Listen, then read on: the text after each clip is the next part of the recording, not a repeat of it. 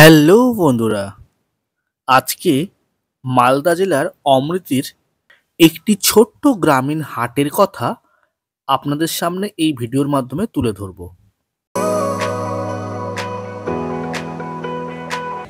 মালদা জেলার রথবাড়ি থেকে মাত্র 12 কিলোমিটার ডিস্টেন্সে অবস্থিত হলো অমৃতি বলে একটি জায়গা। এবং এই অমৃতিতে প্রতি রবিবার এক বিশাল বড় হাট বসে। হাট অর্থাৎ আমরা যেটিকে বাজার বলে থাকি সেটিকে গ্রাম্য কথায় হাট বলা হয়।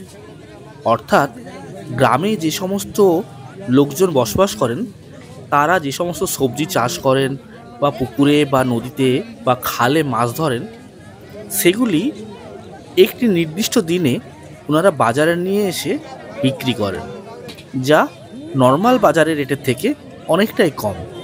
এরকম একটি হাটে আমরা গেছিলাম ঘুরতে। নর্মাল বাজারের থেকে এই গ্রামীণ বাজারগুলো দেখতে কিন্তু খুব সুন্দর লাগে, কারণ অনেকটা বিস্তৃত জায়গা জুড়ে কিন্তু এই হাটগুলি বসে। এই হাটগুলির মধ্যে টাটকা সবজি থেকে আরম্ভ করে বিভিন্ন ধরনের পুকুরের নদীর খালবিলের মাছ থেকে আরম্ভ করে দেশি মুরগি, খাসি, ছাগল, এই সব কিছু কিন্তু এই একটিমাত্র হাটে কিন্তু একসঙ্গেই বিক্রি হয়। এবং এখানকার যে সমস্ত লোকরা এই সবজিপত্র বিক্রি করেন তাদের কাছ থেকে যে সবজিগুলি পাওয়া যায় সেগুলি কিন্তু যথেষ্ট টাটকা। আপনারা যদি শহরে বসবাসকারী মানুষজন হয়ে থাকেন তাহলে আপনাদের কাছে এই গ্রাম্য বাজারটি অর্থাৎ গ্রামের এই হাটটি যথেষ্ট ভালো লাগবে।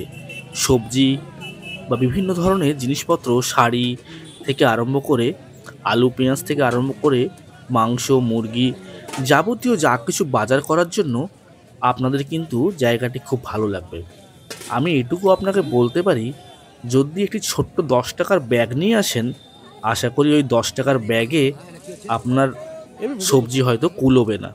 তার জন্য হয়তো আপনাকে এক্সট্রা করে আবার ব্যাগ কিনতে হবে, কারণ এখানকার বাজারের দাম নর্মাল বাজারের থেকে বেশ কম এবং সবজিগুলি যথেষ্ট টাটকা দেখে আপনার কিনতে তো অবশ্যই ইচ্ছে করবে। এটি কোনো ঘোরার জায়গা আপনাকে বলবো না, এটি একটি সামান্য বাজারই, কিন্তু শহরের বাজার এবং গ্রামের বাজারের মধ্যে অনেকটা পার্থক্য আছে, যা হয়তো আপনারা এখানে বাজার করতে আসলে বা এই বাজার যদি ঘুরতেও আসতে চান তাহলে আসলেই বুঝতে পারবেন।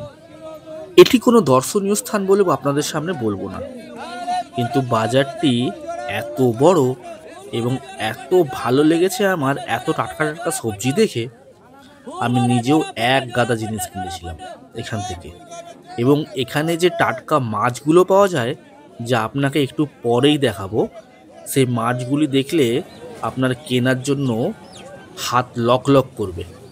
এইবারে দেখাচ্ছি সেই মাছ বাজার। এই মাছগুলি কিন্তু কোনো জায়গায় চাষ করার মাছ নয়, এগুলি কিন্তু নিজের বাড়ির পুকুরের অথবা কোনো নদী থেকে ধরা অথবা কোনো খালবিল থেকে ধরাই হচ্ছে এই মাছগুলি।